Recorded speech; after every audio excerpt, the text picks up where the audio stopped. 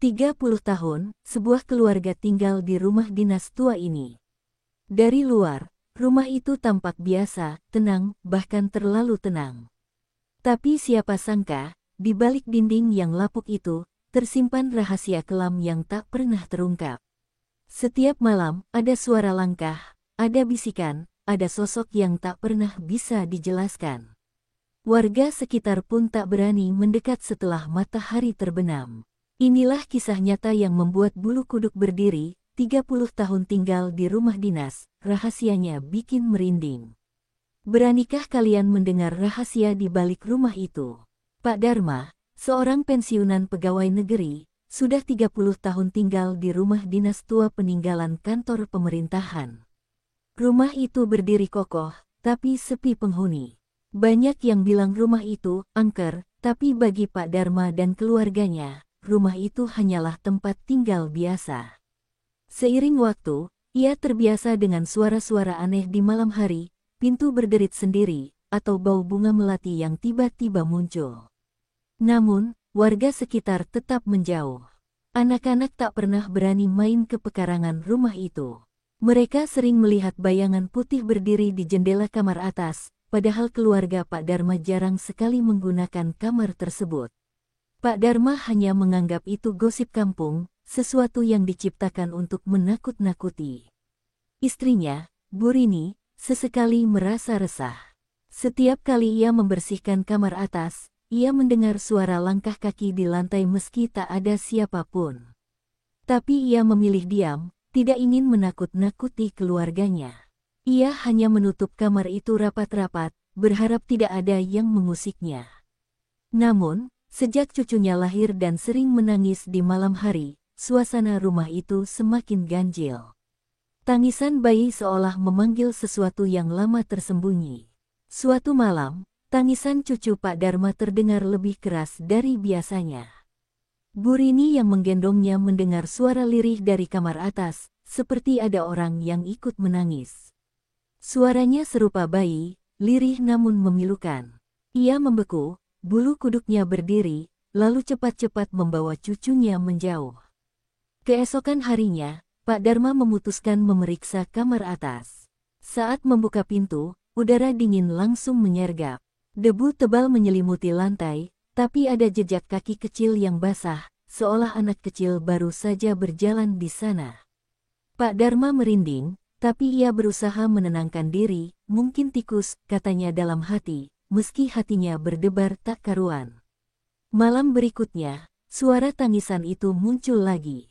Kali ini lebih jelas, terdengar seperti berasal dari dalam lemari tua di kamar atas.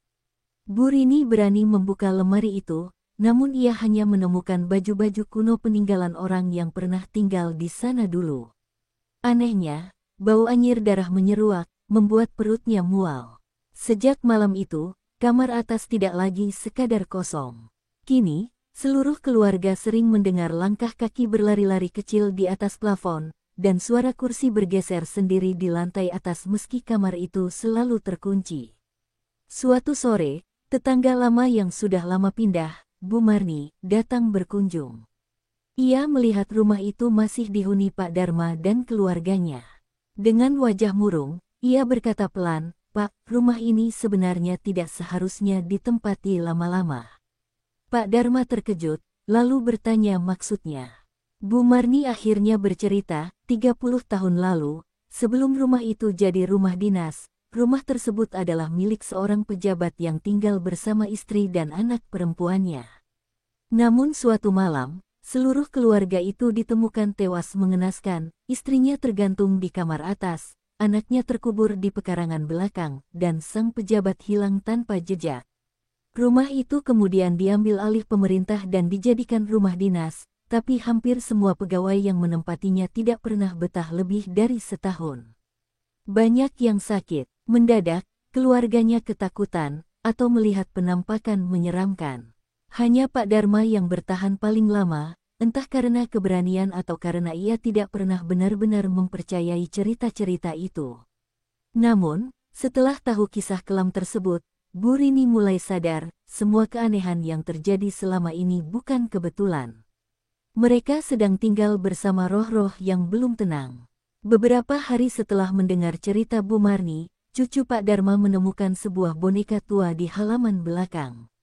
Boneka itu lusuh, bajunya sobek, dan penuh tanah basah seolah baru saja digali. Anak kecil itu membawanya ke dalam rumah dengan polos. Sejak boneka itu ada di ruang tamu, rumah semakin mencekam. Bau tanah basah bercampur amis darah menyebar ke seluruh ruangan. Malamnya, boneka itu selalu berpindah tempat, kadang di kursi, kadang di tangga, kadang duduk sendiri di depan pintu kamar cucu Pak Darma. Tidak ada yang berani menyentuhnya lagi. Suatu malam, Bu Rini terbangun karena mendengar suara anak kecil tertawa.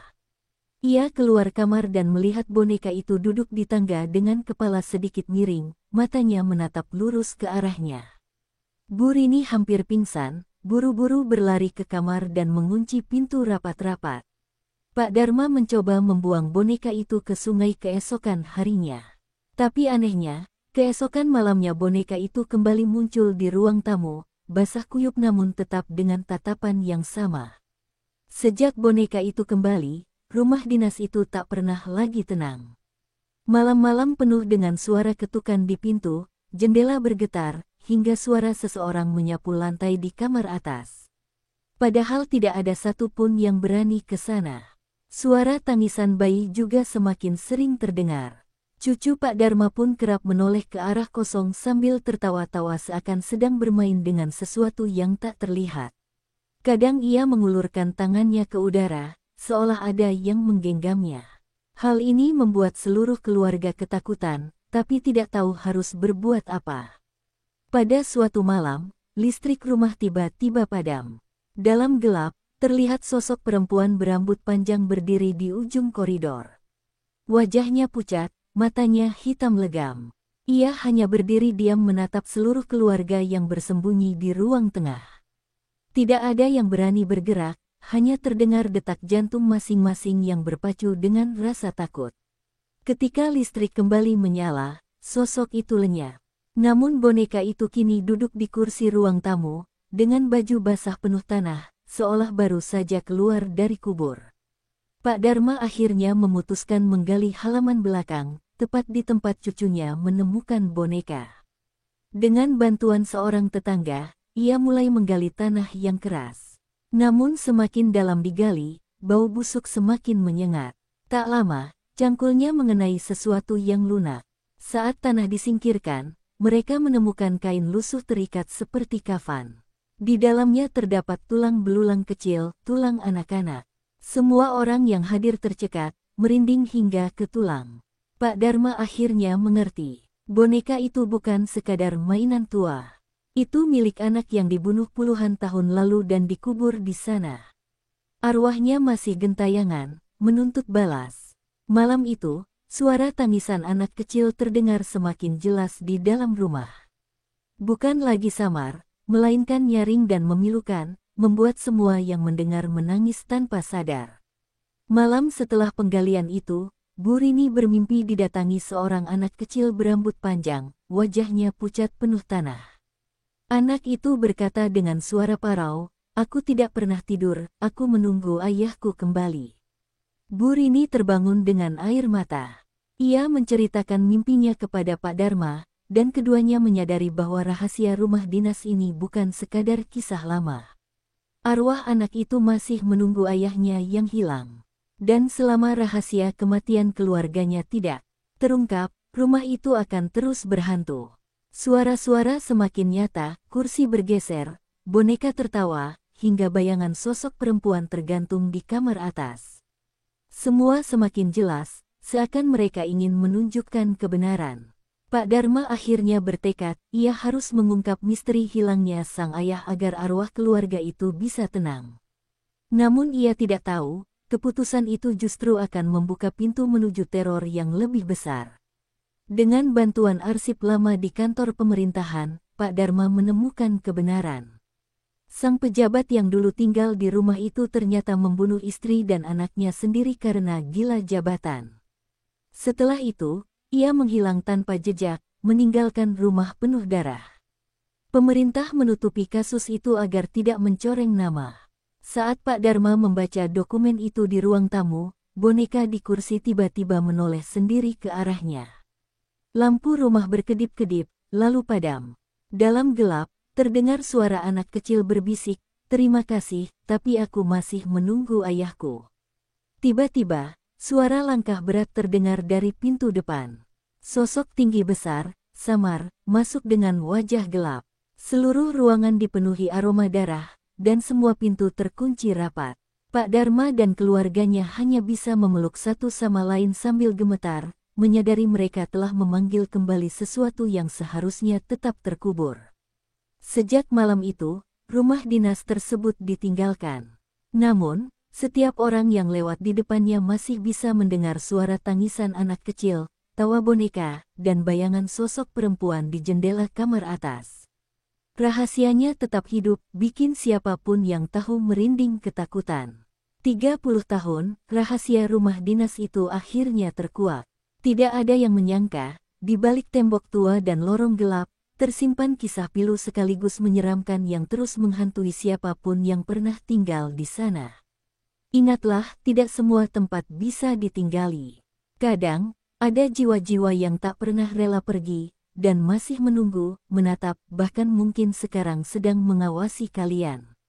Kalau kalian merinding mendengar kisah ini, tekan tombol like sebagai tanda keberanian. Bagikan ke teman-temanmu, agar mereka tahu bahaya tinggal di tempat berhantu.